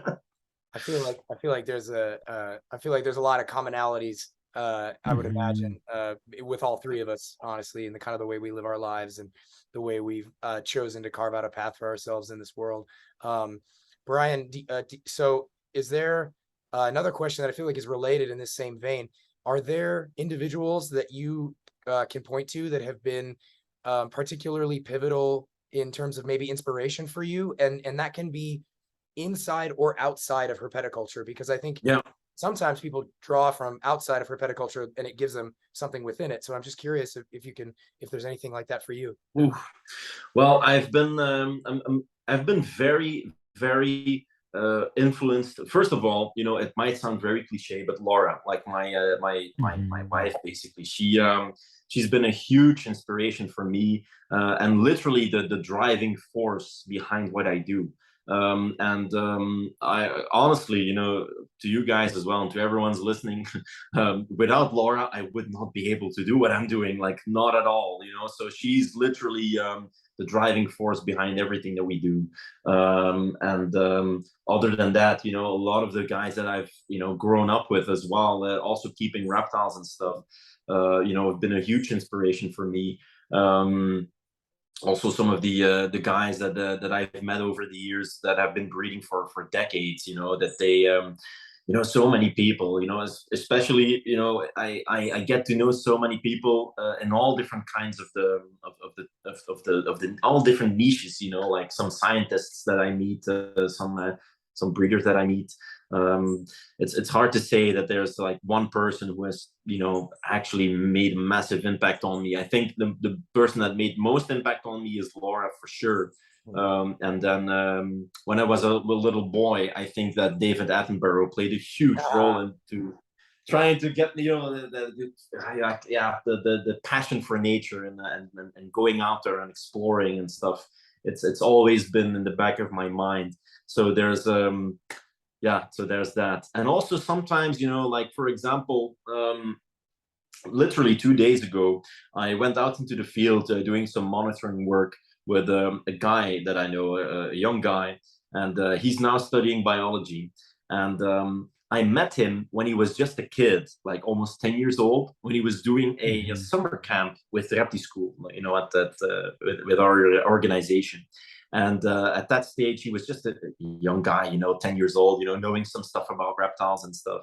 And we kept in touch over the years. And he's grown out to be such a great herpetoculturist, and he's breeding a lot of stuff and keeping a lot of stuff. And we were talking the other day, and he was like, yeah, you've been a huge inspiration for me. And I was like, man, looking at you, you're an inspiration for me right now. Like, you're so young and you're at a point in life where you're doing so much great stuff with reptiles. And at that point in my life, I wasn't nearly where you are right now. So I'm very inspired by you and what you're going to achieve and when the time you reach 30, so it's like, it's like that, I'm very, very blessed to have a lot of cool people around me as well. And that I have, get to learn from on a daily basis as well. So, also the guy that you guys know me through, Samanika, he's been a very good buddy of mine for one of my best friends basically for the last 15 years. So he's also a really epic herpetoculturist, and diving into herpetoculture on a level that literally I'm not at some points, so he's also a very big inspiration for me as well. And I think if you would ask him, he would be like, no, you're an inspiration for me, like stuff like that. So so it's we want to get him on the show shout too. out to Sam. We Yeah, gotta have Sam, him on the show as well. You're the man. You're next. Yeah. Yeah. I gotta say, when we started the show, and granted, I it's not like we're all that deep, right? It's still a relatively new show for us, and we're still kind of getting our sea legs, as it were. But I really feel like there was this feeling that I had that was something like, well, we'll probably have to really soon. We'll probably have to have a lot of repeat guests, and maybe it'll be difficult to find new people to get on the show. But as we've done this, I've realized this goes so much deeper than I expected or imagined at all. Like I wasn't, my expectations weren't even close. And what's really awesome is that I'm realizing now also that starting this show and having these conversations is equivalent to like when I went field herping for the first time. It's like having these conversations is inspiring and educational, and it's expanding my understanding of what I do and why I do it. And I feel like every single conversation, I'm like a different person afterwards. And I'm so fucking psyched that we're getting to talk with great people like yourself and everyone else we've spoken to, because even just the answers to certain questions that we ask each guest can be, the answers are so different but so spot on and so interesting and well thought out and come from such unique perspectives. I mean, I just felt the need to I'm psyched. This is a fucking awesome time. I love this. This is great. Yeah, but what's also cool with you guys is that you're doing it out of a really beautiful standpoint as well. You're trying to alleviate herpetoculture to a next level, mostly to the enrichment of the animals, naturalistic way of keeping. And that's something where we have to strive for stuff like this, so that's why I think you guys you're doing an amazing job, and I think your guys are going to be doing this for quite a while and getting deeper and deeper into the subject, talking to a lot of different people, and it's necessary, so I'm really props to you guys as well. So it's a cool thing, guys. A cool thing going on. Too kind. So you've spoken a few times already to working with young folks, through Repti School, which was kind of your flagship program. And I know that Phil and I are both curious about how you approach working with young folks, and do you find kind of common patterns with that? Like are they typically afraid of reptiles? Are they fearless about reptiles? I often feel like there are aspects of like fear of snakes, for example, that are both innate, but there's also socialized aspects that we inherit from culture. Yeah, the thing is that the fear of snakes and stuff, it's almost never innate, so it's almost always socialized. And we noticed this because we first off, we've been doing this for a shit ton of time, and I think maybe in total we had maybe 40, 50, 60,000 kids or something that have already, heard our stuff. And so it's here in Belgium, we're doing a lot of different things with kids. And what we notice is that the younger they are, the least afraid they are. So the thing is that they are not biased in any way. So they haven't really heard any negative stories about their snakes or reptiles about their parents. So they're all open and very passionate and very interested in what's happening in front of them. But the older you get, the more difficult it gets at some point, But it's not that it's that difficult. So, when we are, doing classes for 12, 13, 14, 15-year-olds, maybe 1 or 2 or 3 kids in the entire classroom of 30 is, has a bit of a fear of reptiles, but it's most of the time just like, ooh, but it's not real, it's not genuine. The moment that they touched it for the first time, it all just floats away. And that's basically over the the 10 years that we've been doing this, that's basically the only thing that we've actually seen, like kids being fake afraid most of the time of reptiles because they heard from their parents some stuff, blah, blah, blah. Yeah. But we've also done some stuff in abroad, like in Africa and in Central America and stuff like that. And there it's a bit different because the kids, even from a younger age, they get, they get informed about the dangers, that are connected to, seeing or touching or working with snakes and stuff, and snakes in general most of the time, but also sometimes other reptiles that they think it's all more of the same thing. So it's a socialized thing, and it's a cultural thing as well. So here in Europe, we don't have any reptiles that can kill you in 20-30 minutes most of the time, so it's something that here it's all amazing, and you've seen it in the zoo and you've seen it on TV. So most of the kids, they're very interested in these things, and then in other culture it's different, so but yeah, when we approach youngsters, we try to do it as much as possible on a biological point of view. So like showing the animals to the kids, and talking about their their habitat and what they do in the wild. And we try to, when we talk about keeping reptiles and amphibians, we try to do it in a sensitizing way. So we try to make sure that these kids realize that it's possible to keep them in captivity, but it's not easy, and especially as a child, it's difficult. And we try to make them realize that it's not just like any other pet, so that's something that we really try to do.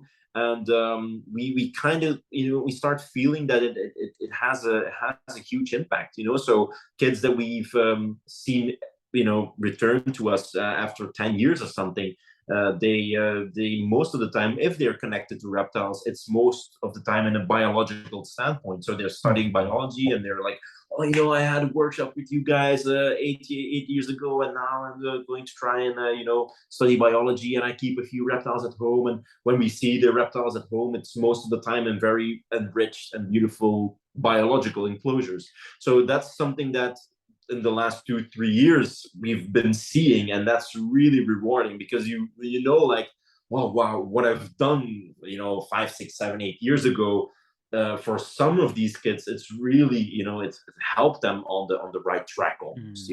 So it's that's a good thing. And also just kids that are just sitting there listening and are interested, because all kids that you show a snake to, they're gonna be super excited about it, most of them, at least. So it's even those kids, we realize that even if it's just a short interaction with these animals, it can change their whole perspective of these animals for the rest of their lives. So like, if their parents tell them 2-3 years later, like, oh, snakes are disgusting, blah blah, they're gonna be like, no mom, they're not disgusting. Like, I know what this thing, what this is. So this is something that is basically maybe one of the most important things that I feel that we're doing, is literally trying to shape the youth a bit, especially here in Flanders and Belgium, to appreciate reptiles and amphibians as what they are, and not fall for prejudice or whatever that has been going around for decades, centuries even. So that's something that we try to do. But we always, if we approach children with reptiles and amphibians, it's out of a biological standpoint. So that's something that That's great. I feel like it's so common that in certain outlets you hear about these things like, oh, humans have an innate fear of snakes or an innate fear of spiders or something like that. Yeah. And I would meet them in the middle and say there is something innate, but not fear. I don't think it's fear. I think it's like an innate sense that, oh, I need to pay attention to that. Yeah, that's it. That can go either way, right? That can be, had a bad experience with it, or my parents told me I should never touch them or kill it. So I'm going to, it's going to go in the fear direction, or it can go in the, well, I need to pay attention to this because, maybe obviously we had a conversation with Philippe de Vogely, and he was mentioning how, he was mentioning all the ways in so many cultures across the world, reptiles were revered in various ways for various reasons. And I feel like that's innate. That's what's innate, is that there's something in us that tells us I need to pay attention to and respect this other thing, and it Mhm. doesn't need to be Mhm. fear. So Yeah. one of the reasons I wanted to ask. Yeah, it's true. Yeah. Like I think that the innate aspect is most like fascination, like awe for these animals, and then I guess that it's quite easy to turn this fascination into fear if you get hit with some certain stories or prejudices or bad experiences. So this is something that we try to circumvent or guide in a way, especially with younger kids. And up until this point, it's been an amazing ride. It's always cool to go out to schools and show kids reptiles and stuff and make them get interested in these animals on a biological point of view. Yeah, wonderful. Cool Really stuff. important and gratifying work. Yeah, indeed. Yeah. So Yeah, that's also the thing that's going to solidify herpetoculture in the long run. Yes. Like if you start off with telling kids from a young age, like these are amazing animals. They have such a beautiful function in our ecosystems, and they're such amazing creatures. And then later on in life, they keep on going with this fascination, and they figure out that maybe I can keep one in captivity. They're going to do it in a more profound way, a more they're going to think it through a bit more than just hopping into a pet store and seeing an animal, be like, oh, that's cool, I want to have this as a pet. So and if you do this on a large scale, bit by bit on a large scale, you can change the entire vision of an entire community. You can change the way people think about reptiles on a large scale. So that's something that I want to do. And in the long run, I want to have kids that have been growing up and watching our workshops be like, oh, I like reptiles. I like them. I don't have to necessarily keep them in a cage, but I love them. If I go out on a vacation and I see a lizard on a wall, I know almost what kind of lizard it is, and I'm fascinated by them. So I'm not like, what the fuck is that? That's what I aim to achieve. And I believe that it's working in a way. So that's cool, and Mm-hmm. We talked a lot. Oh, go ahead, Go Ryan. ahead, Phil. No, you go. Okay, I was just gonna say I feel like this is such an important thing, and something that in some ways I think that we can improve on in herpetoculture, at least here in the United States, is kind of mentorship within herpetoculture, and also kind of cultivating a kind of a culture of inheritance in it, that we're kind of building on those who come before. And I think that in some ways we're at an interesting moment with that, because there was some of that, I think, better established maybe 10-20 years ago, when local herpetological societies were kind of at their peak. And in a lot of ways, with the onset of social media and kind of a more dispersed kind of online presence of the herpetocultural community, I think that it's just a new challenge to try and meet that, and try and figure out how do we continue to cultivate mentorship and inheritance. And I think about a lot of times how amazing it would be for really experienced herpetoculturists to offer apprenticeships and programs like that. Totally. Because I think that there's so much embodied knowledge within the community that that often goes untapped, and that doesn't always get passed on too. So I think that in some ways, this our part of our hope with this podcast too is to kind of seed that a little bit. And maybe in the future we can kind of build momentum towards actualizing that in more embodied ways too. That's true. And it resembles, I feel like this is also related to gatekeeping in a way, because we talked a lot about gatekeeping here on the show, in the sense that there's sometimes you encounter those herpetoculturists who, or even people who just field herp and stuff, who they don't want to share how they're doing or what they're doing. They don't want to share what recipe they use to garner success, and they feel like they must keep it as sort of like this guarded secret, which kind of keeps people away and keeps people out. This happens in the jujitsu community too. There was sort of like this old concept of like, dojo secrets, this is our gym technique or something. It's like, this is bullshit, man. There's no secret here. All the knowledge is the same across the board. And the more you share, the more you gain. But there's also this element of, we were talking with Dr. Kelsey Chapman, really great exotics vet out of Canada. And she was talking about how, or we were ruminating with her about how if you don't educate people about how reptiles are different from dogs, cats, guinea pigs, hamsters, gerbils, your more typical household pets, then people are just going to assume they're the same thing, and so they're going to treat them the same way, and they're going to make huge mistakes and pitfalls as a result of assuming that reptiles are the same as everything else. And so there's one of the reasons I love what you guys are doing, because you're addressing it from, as you said, the biological perspective, which is to say these creatures are very different and deserve a different approach.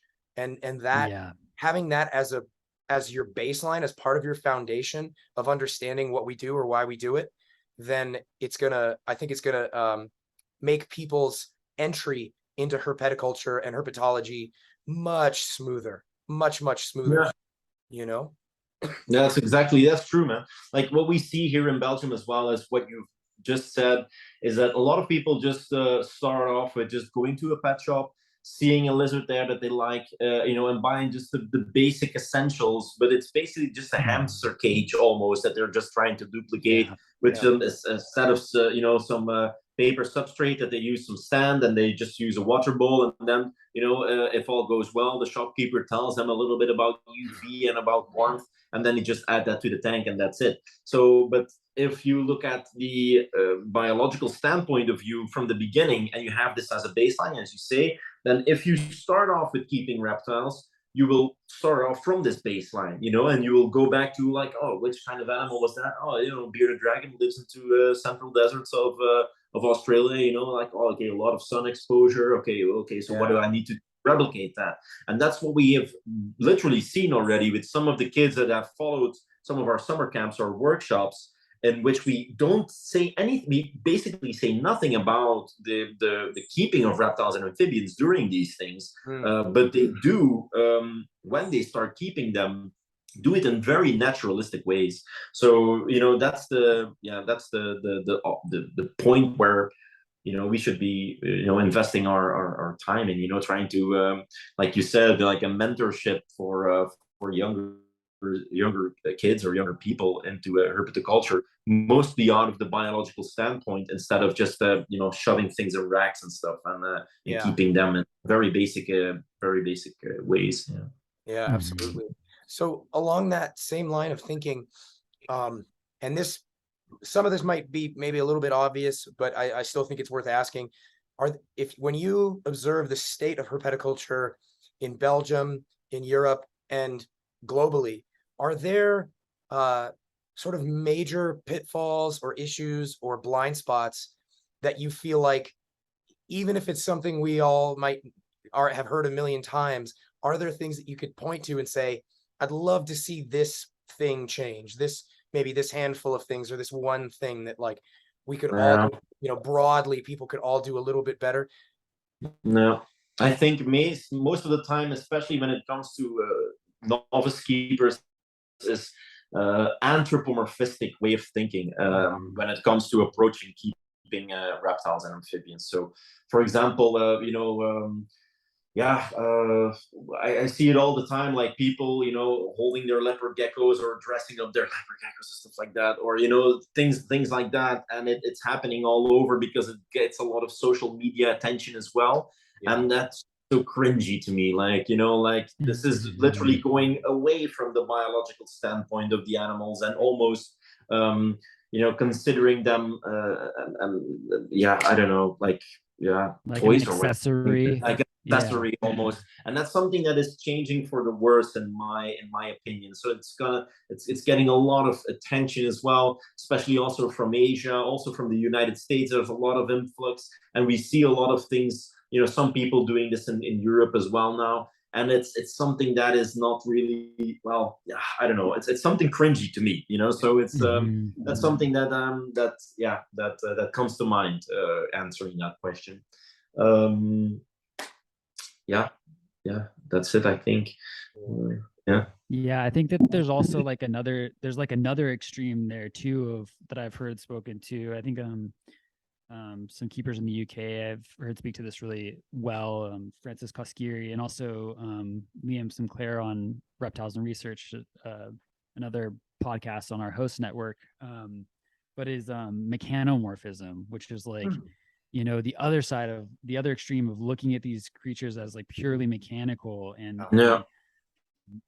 there's it's interesting because there's neither of those things is good, right? It's like neither of those extremes is actually seeing the animal, like as you say, as a biological entity and as a creature that exists within an ecology and has a certain niche and role to play within that. And really, as herpetoculturists, we should be seeking to give them the opportunity to express those behaviors as much as we can.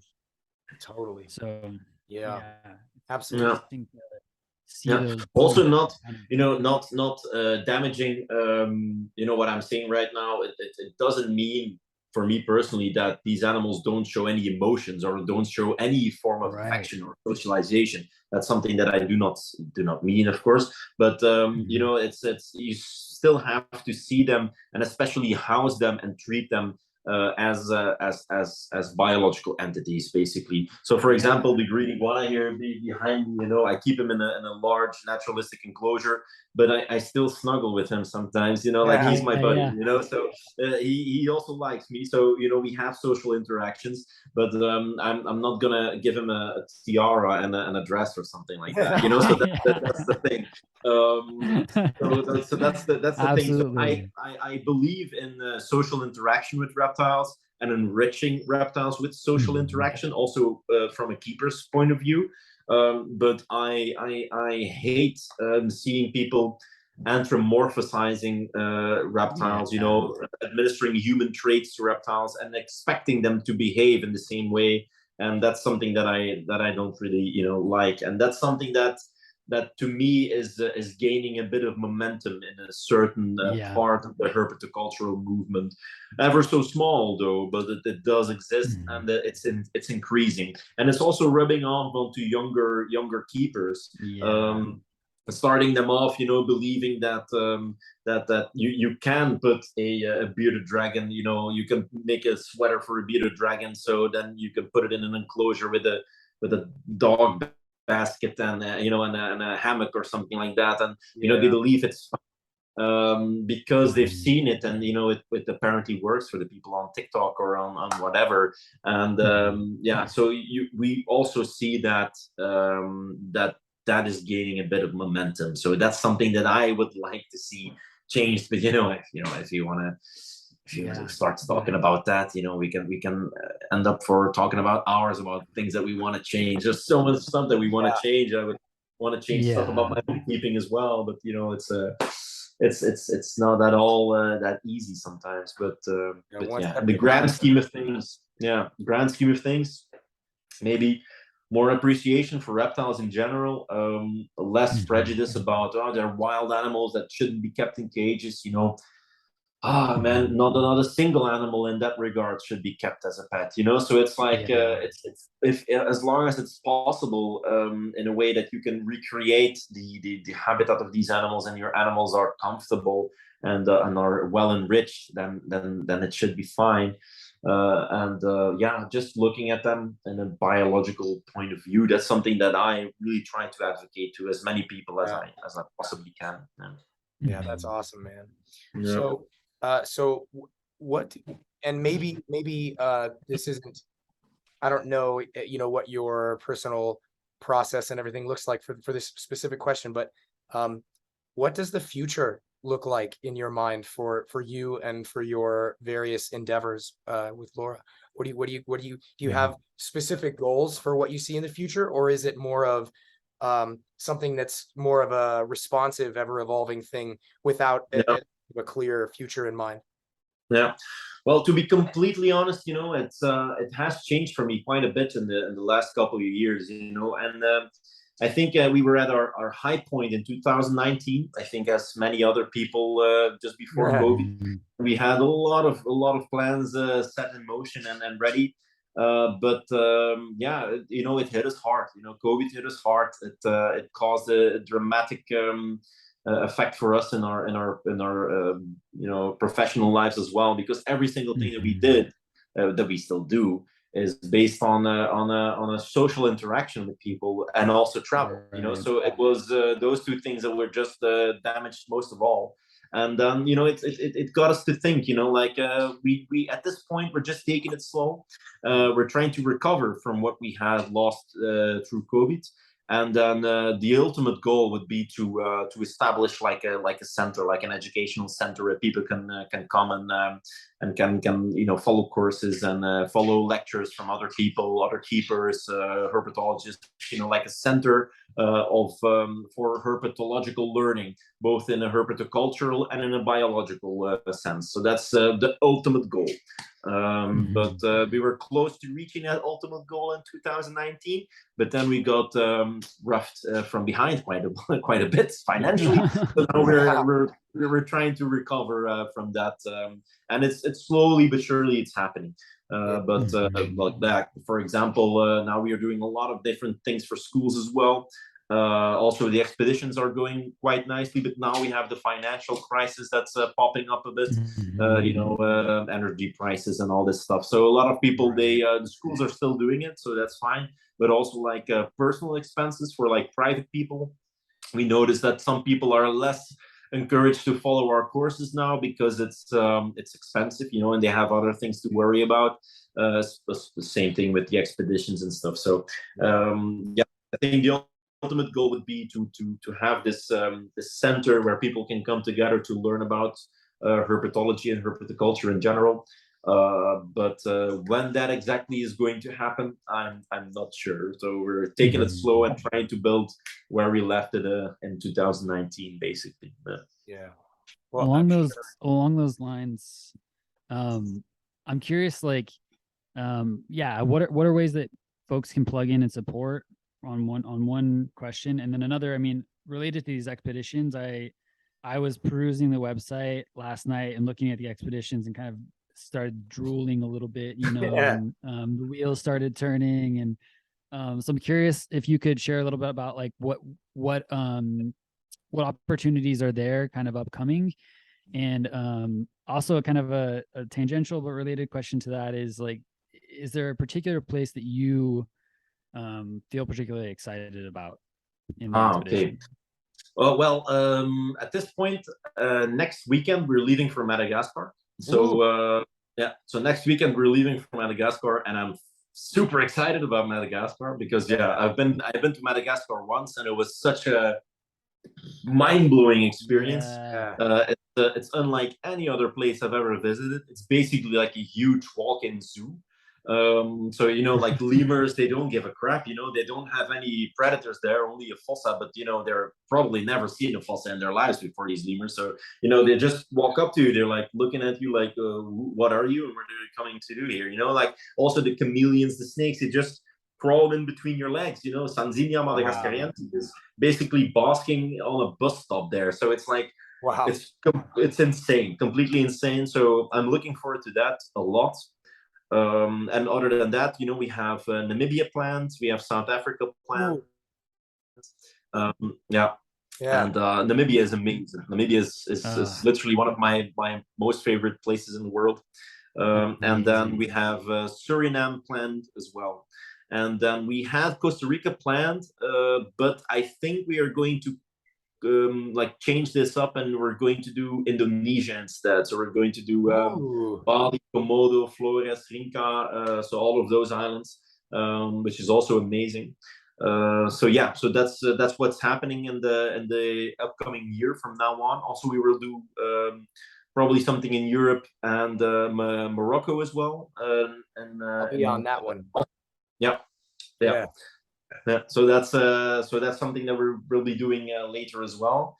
And I'm also super excited about Suriname, because Suriname is the first time we're going. and we're going with a good friend of mine, a really good herpetologist as well, Dick Locke, cool guy. He has a lot of different projects in Suriname as well, like snake rescue projects, educational work. So he does the same, like some of the same things that we are doing. So we're going out with him there. And we had it planned in COVID times, but then of course it got canceled. So it's going to be the first time we're going to do that. So I'm super excited about that as well. So yeah, I'm always excited about expeditions. It's always cool, and especially like the people that that are the main factor of what makes it cool, because you meet people from all over the world, sometimes with very different walks of life, but all with the same thing. They want to experience nature, they want to go out and they want to see the reptiles and the amphibians. And like there's some people that are literally like herpers only, then there's other people who have never heard before, but they're scientists working on reptiles, and then there's people keeping reptiles, and they're all together in one big group talking to each other about their shared passion. Like literally the three walks of life together in this one group of people, and it's always such an amazing time. Yeah, it's cool. Amazing. Yeah, incredible. But you guys are very curious. You're more than welcome to join us one day, guys. I'm going to try and make that Suriname trip happen. Yeah, this may be. I'd love to join you. Roy and I still, despite our budding bromance, still have yet to meet in person. And so maybe perhaps one of your expeditions will be one of the first places we can do that. I'd be honored, guys. That would be amazing. Although I'll have to put in my vote for Morocco, Roy. And I have bias. Look, you do. Uromastix nigroventris in the wild is going to be pretty hard to persuade me not to take advantage of. So one species though, dude. I got a whole room here of Guyana shield endemics. So look, have you seen a Moroccan Uromastix, Roy? Have you seen? They're pretty insane. Okay. Compromise. We're gonna have to do both. That's what I. Yeah, that's the way that I'm gonna say. Yeah, that sounds like music to my ears as well. So that sounds great. Yeah. Have you seen Philip? Have you seen the picture that I took of the Moroccan Uromastix a few weeks ago? Oh yeah, it is my desktop background. Yeah. Oh really? Is it? Yeah. No way. Really? Yeah, I swear to God. Yeah. God, that's just Oh yeah. Oh man, that's insane. Thank you. For taking it. Thank you. Thank the phone, man. Thank the phone for taking it. Yeah, I will. Yeah. We really that has been kind of on my radar for the last, I don't know, probably 5-6 years. Like, I mean, I always want to herp everywhere, but I still have yet to herp outside the United States. And for all of my talk of Uromastix, I have to see them in the wild, and nothing would make me happier, honestly. I'd really like to go to Oman because I could see 3 species in the same day, but at the end of the day, any one would be fine. Any single Euro species would be sufficient, at least for now. But it's always been, personally, it's very hard for me to leave my facility.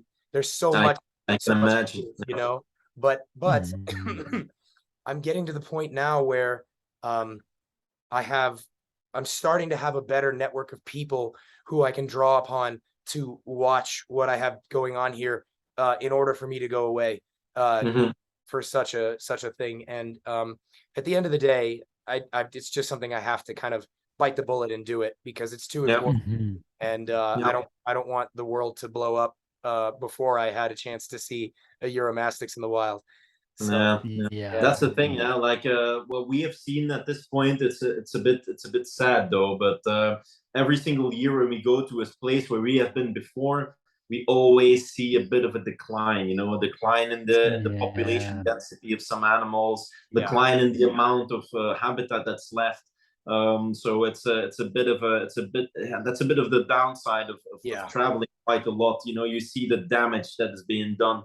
Like I always tell people as well about Madagascar. Like if you want to go to Madagascar, you gotta do it now, you know, like don't wait for another decade, Mhm. because it might be completely gone, you know, by the time that you actually get there. And I understand that some people are like, oh, you know, money and time and everything, and I understand that, of course, but it's sad to see that so much of our world is going down the shitter, basically, in such a rapid such a rapid rate, actually. So yeah, but it's true. The same thing now in Morocco. You know, we got lucky on a lot of stuff.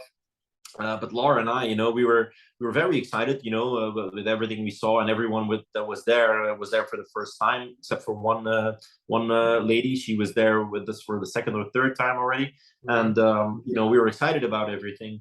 But yeah, you know, we were in our bed at one point at the end of the trip, and we were like, oh damn, it's, you know, it's been quite rough this time to find stuff, you know, like also the Euromastic population there. You know, one year we went there, one of the first years we went through this valley, and I'm not kidding, we saw over 200 of them in like 2 or 3 hours. And so it was insane. And this time, you know, I was you know, hyping everyone up, like, okay guys, we're going to the valley, you know, to see Nigriventris, you know, so be on the lookout outside of the windows of the car. If you see one, just let us know. And we were driving into this valley, and you know, we were looking around and we didn't see anything. You know, the conditions were not optimal, but they were still okay. So me and Laura, we looked at each other like, oh shit, you know, like I hope we just see one, because this is intense. And also, like, all of the shrubs were dead, you know, like we didn't see any new leafy greens growing. So we're like, ooh, you know, getting a bit worried. But in the end, you know, we saw a few of them. But not nearly as many as we saw pre-COVID times. So it was now basically, because it was the first time since we went back, you know, since COVID. So there were 2 years in between. We saw quite a drastic change in how it looked like there locally. It could have been just a temporary thing. It could be that you know, the drought there has had played its role in the last few months, and that most of the animals were dug in underground, you know, like activating a little bit. But on the other hand, you know, we've had similar conditions before, and then we had more animals during those trips. So it's, you know, it's ever changing. But yeah, like you said, you know, it's something that you know, you can't postpone it. You know, if you have the funds, if you have the time, just bite the bullet and do it, because the longer you wait, the less impressive it's going to get. That's basically the sad truth about the whole thing. Do you have a sense? I know you said it wasn't, maybe not necessarily fleshed out yet, but do you have a sense when that Morocco expedition will happen? Well, it will happen next year. It will happen the same time as it did this year. So it's going to be end of September, beginning of October. That's when we are most of the time. That's when we're going.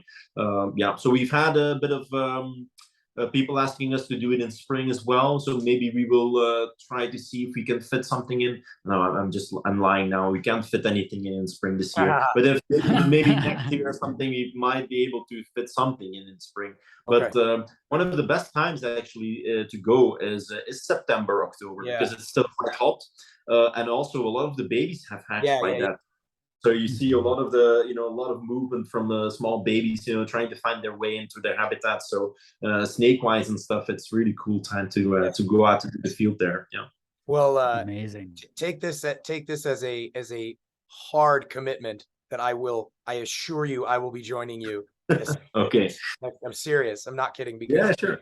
But also, can you also just can you tell people? We have another. There's still going to be another question, because we don't want to. But I just also want to be aware and cognizant of your time. But can you tell people how to find the various? We'll have it all on the show description and everything. But can you tell people how to find the various endeavors that you pursue? Yeah, sure. So basically, the easiest way to get to know us is through our website, right? So it's just www.herp.be. So a very easy link. And through that website, you can find everything that we do. You also can, you know, everything is in English as well. So you can find everything in English. You can find the research activities that we've been doing, links to our projects, and also to the expeditions, what to do to enter them, when they're, when they're happening, stuff like that. So it's all findable through the website. And you can also, chat with us on Instagram or Facebook. We're very responsive on that, on those things. So yeah, if people want, they can find us there. Yeah. Okay, excellent. Awesome. We will have links in the description and show notes for That's all cool. of those things. All right. And wanna... Bill, do you want to ask our final question, or I think you should. My voice is you're kind of you look like wrapping you're up there, a little bit of a back up. All right. I'll get to it then. Okay. So Bryan, we asked the same question to everyone for our final closeout here, which is it's just why herpetoculture, and you can interpret that as narrowly or broadly as you wish, whether that like why herpetoculture for you or why more broadly for society. Yeah. Oh well, I think personally, this is purely subjectively, right? Reptiles and amphibians, they are literally the most beautiful thing we have walking around on this planet, you know. So they are so, you know, well adapted to their environment. They are so beautiful in the way that they have evolved, you know, developing all of these beautiful colorations and patterns, all by, you know, natural selection. Their adaptation to their environment, the way that they interact with other species, the way they hunt, the way they protect themselves, the way they fit into their ecosystems. It's just an ever, you know, it's an ever expanding source of inspiration for me.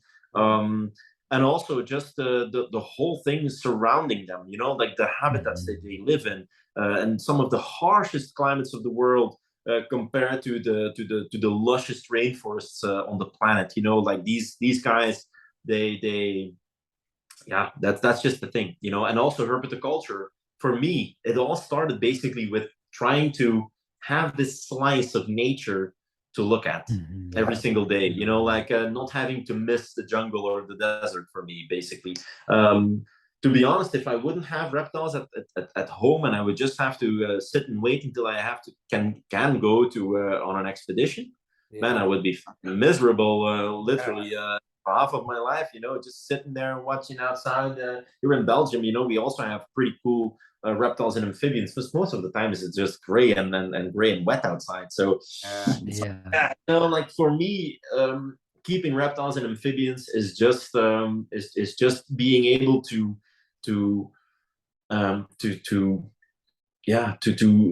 see these animals and to have a recreation of their slice of the world, to observe on a daily basis, and to be in awe just sitting in this reptile room just here, you know, like you've probably seen me just looking at to a tank that I look at every single day, but just, you know, I like looking at these things, you know. So it's this it's having these animals around me, it just gives me a sense of safety and a sense of awe, basically. That's my my subjective opinion about it, basically. Doesn't get much better than that. That's awesome. I relate to all of it. Yes. Same. Well, shit, that was a hell of a way to cap this off. That was quite wonderful. Yeah. I'm gonna hit the stop. Thank you again, Bryan. Oh yeah, sorry. Thank you so much. We really appreciate it. I'm gonna hit the stop recording really quick.